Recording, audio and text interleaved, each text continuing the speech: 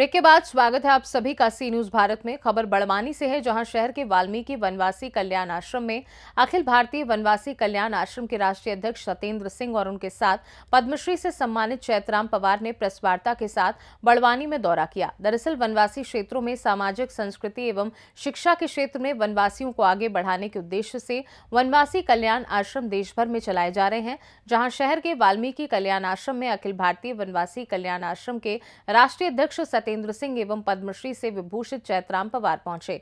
जहां सत्येंद्र सिंह वनवासी कल्याण आश्रम परिषद के राष्ट्रीय अध्यक्ष ने हमारे सी न्यूज भारत के संवाददाता कमलेश अलासिया को बताया कि वे पहली बार राष्ट्रीय अध्यक्ष बनने के बाद बड़वानी पहुंचे और उन्होंने दूरस्थ वनवासी क्षेत्रों में कल्याण आश्रम को लेकर बताया कि आने वाले वर्ष 2027-28 में कल्याण आश्रम का अमृत महोत्सव आने वाला है, जिसमें दूरस्थ क्षेत्रों में कल्याण आश्रम सहित अन्य समस्याओं को लेकर निर्णय किया जाएगा। सी न्यूज भारत को उन्होंने बताया कि हम अपने परिजनों के साथ ज्यादा से ज्यादा मिलाप करने आए हैं। इस प्रेस वार्ता के दौरान वनवासी कल्याण परिषद के मिथुन मकवाने, आशीष मेहरा और वनवासी कल्याण परिषद के सदस्य मौजूद रहे। नमस्कार, मैं हूं कमलेश अलासिया और इस वक्त मैं मौजूद हूं वनवासी कल्याण आश्रम परिषद में, क्योंकि हमारे पास खड़े हैं और क्योंकि आज हमें एक सूचना मिली है कि राष्ट्रीय अध्यक्ष वनवासी कल्याण परिषद के राष्ट्रीय अध्यक्ष हमारे साथ है सत्येंद्र जी। हम उनसे भी चर्चा करेंगे और कुछ विशेष बात करेंगे। सत्येंद्र जी, आप वनवासी कल्याण परिषद के राष्ट्रीय अध्यक्ष बने हैं, आप महाराष्ट्र से आते हैं, क्या विषय है निमाड़ में के क्षेत्र में दौरा करने का? इधर 28 फरवरी से 3 मार्च तक झाबुआ में नवकुंभ का आयोजन था। ठीक है।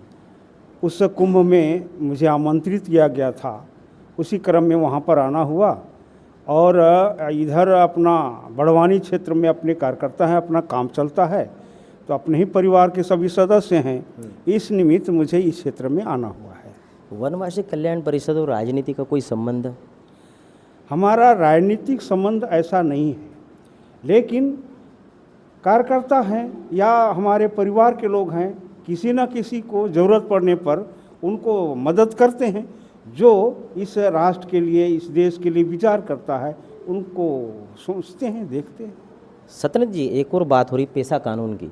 क्या पेशा कानून सच में ज़मीन धरातल पे पहुंच गया? क्योंकि कहीं जगह ये बिल्कुल लागू नहीं है, प्रशासन बिल्कुल नहीं मानता, क्योंकि पेशा कानून का वनवासी कल्याण परिषद से काफ़ी जुड़ाव है। पेशा कानून तो ये जो 5वीं अनुसूची के 10 राज्य हैं उसके लिए महत्वपूर्ण है। अपनी रूढ़िगत परंपरा, पारंपरिक संस्कार रीति, उसके आधार पर जीवन व्यतीत करने वालों के लिए ये अति आवश्यक है। लेकिन 1996 में ये भारत सरकार ने ये किया, लेकिन अभी तक सभी राज्यों में ये लागू नहीं हो पाया है। मध्य प्रदेश में शुरू हुआ है कुछ जगहों पर और महाराष्ट्र में भी हुआ है, लेकिन कुछ कुछ राज्य ऐसे हैं जहाँ पर अभी तक नहीं हुआ है। तो ये सभी राज्य इसको पारित करें, जिससे गांव का विकास अच्छी तरह से हो सके। निमाड़ क्षेत्र का दौरा है, आप पूरे निमाड़ क्षेत्र के दौरे पर हैं और ये दौरे के बाद क्या विशेष बिंदु निकल कर आने वाले हैं? बिंदु तो ऐसा है कि अपने कार्यकर्ताओं से मिलना और अपना जो प्रकल्प चल रहा है वह मजबूती के साथ आगे बढ़े, दृढ़ीकरण हो, यानी एक परिणामकारी हमारा प्रकल्प बने और हमारे कार्यकर्ताओं को बल प्रदान हो, जिससे आगे वो काम करता रहे, यह उद्देश्य है। हमारे साथ थे सत्येंद्र जी, जो वनवासी कल्याण परिषद के राष्ट्रीय अध्यक्ष, और उनका कहना है कि हाँ, पेशा कानून को लेकर भी विचारण या बातचीत चल रही है। रही राजनीति की बात तो थोड़ी उथल पुथल तो चलती है।